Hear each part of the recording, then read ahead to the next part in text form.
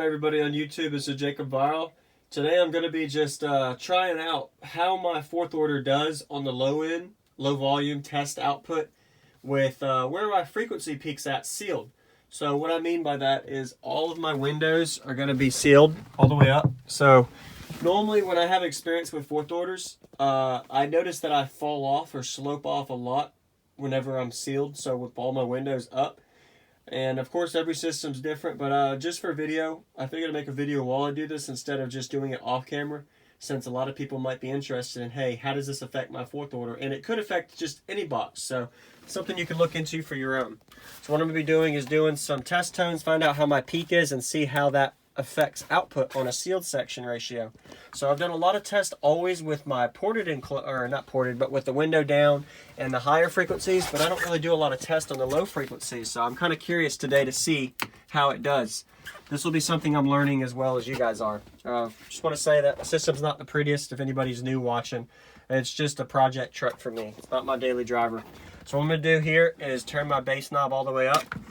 Bass knob on this one all the way up.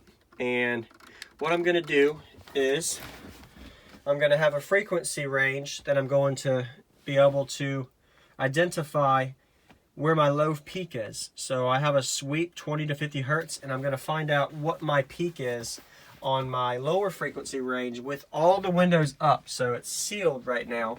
Normally I don't never really do tests on lows, so it's going to be really interesting to see for this video. Go ahead and give me comments, give it a like if you haven't already, and give some good comment suggestions on, hey, ways to work on the low end response, and hey, what do you suggest for guys out there that are trying to learn how to control their lows and how to get more windy system. So I guess I could make a topic real quick on that, because I get a lot of people say, hey man, I want to do a hair trick, what does it require? Lows, anything lower frequency response range. So like what I'm about to do today with the lower frequencies, but of course my box isn't built for that. So what I got to do is I go to my SSA meter, so I have an SSA meter in my phone, and I have my peak hold on for it, SSA Studio app, and we're going to find out kind of how this low frequency response is, and we'll see where it peaks at. And if anybody watches all my videos, I always do volume 20 for all my tests, so I'll have it on volume 20.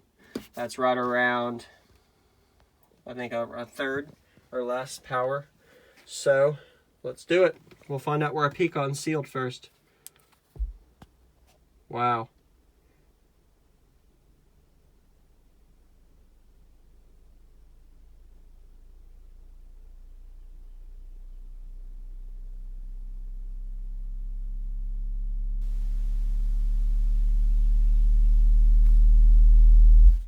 That's not going to work. At first, it's so quiet that I have to turn my subsonic down real quick. So whenever I miss, well, that's loud. Currently, what I have right now on my test, I got to get my little tweak tool for my box. So if anybody doesn't already know,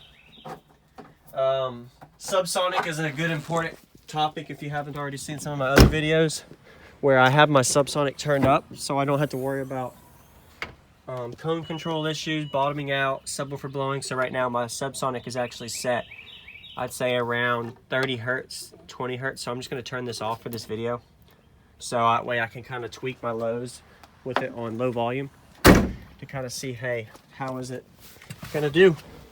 So obviously I should have done that before video, but hey, sorry about that. It's off camera. I mean on camera anyway. I'm not doing any off camera for this test. So you could tell that the meter didn't even start getting louder than the sound of how it is in the vehicle until after I did the it was like 32, 33 hertz before it started. All right, so let's try this again. We're gonna see. It's really quiet. But metering, the reason I always do things on video with the meter is because you could kind of physically see how things are changing with numbers on that. All right. 21.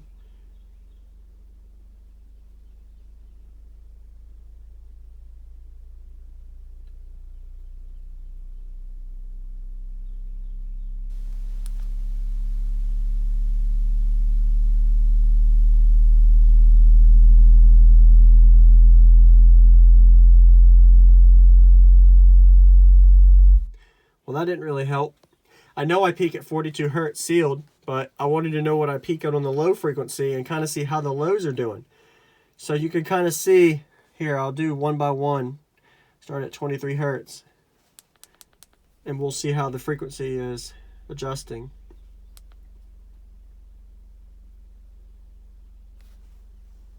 So we got 97.2 at 23. We'll see how this changes it.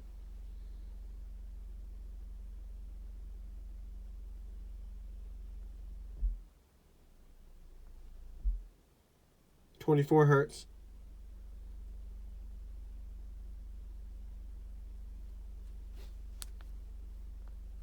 Doesn't change. Let's do 25.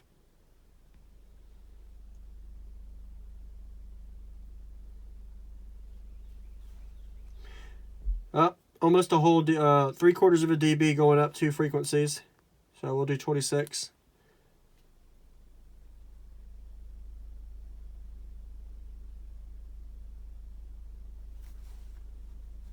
Almost another whole dB going up 1 frequency. So why am I showing you guys this at low volume? Why am I doing this video?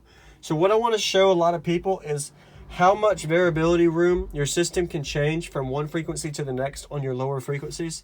So I have an extreme peak on my low end that I don't really ever identify in video. But what I'm doing is I noticed that I literally started at 97. I'm almost at a 99 with 3 hertz difference.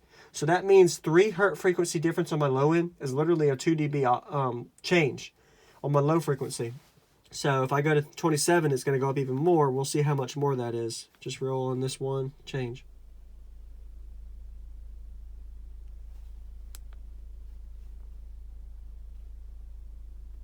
Didn't pick it up.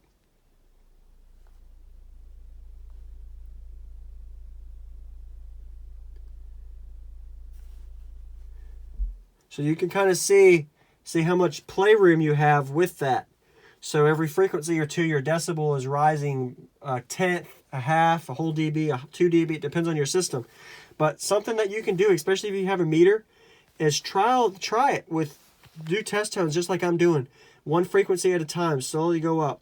Start at like 20 to 23 hertz or whatever. And then even if you have a box tuned in the 40 hertz range like mine is, just so you can kind of be curious of how your low frequency changes. And you can kind of graph this. So if I go to 32 hertz, it'll be a lot louder, obviously.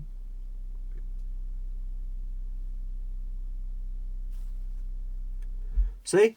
5.5 dB change from 28 to 32. So in 4 hertz, I went up literally right at 5.5 dBs on those 4 frequencies. So, of course, I know this is going to be a drastic change because of the fact that I have a big peak ratio box. So it's going to, the graph is proving itself here that it's drastically increasing at a rapid range as I get closer to my peak. So now I'm going to go to, let's say, 36. So another 4 hertz.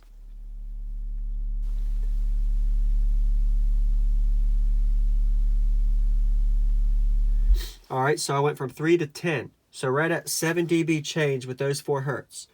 So you notice how much of a difference on the graph it kind of proves. If anybody's ever seen the SPL or just graphs and you see a graph with a peak. So this is how I'm trying to make this video explain too, is my lower frequencies, I have a slope off that is a little more flat. But then as you raise your notes, your frequency note, it increases output at a drastic change. So I started at like 97 dB. Now I'm at 110. So between 23 hertz and 36 hertz, it literally went up over almost 15 dBs, 13 to 15 decibels, and that 15 hertz frequency change. So if you think about this with your system, use the concept, not my video, for this to say, hey, I wonder what I can do if I have a meter and test different frequency notes to see how your decibel changes from one frequency to the next. And I do the low end because the low end is going to show you that major change a lot different than the high end. Because what happens with me is I know I'm built more on the high end, so my lows is going to be really drastically adjust the audio adjustment for output. So now I'm going to show you, we'll go back just for a refreshment, so back to 23 hertz, and you'll see how much of a change it did.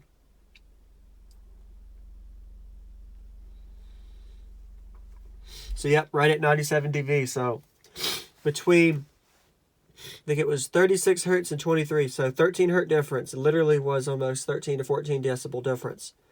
just between the low hertz frequency. So my box right now, my sealed section, just finding out from this, is peaking around 26 hertz sealed. So it seems like it, but it gets louder every frequency. But I noticed that it seems like it's liking the 26 hertz sealed, because you notice that you gained a whole dB and a half going from that range up.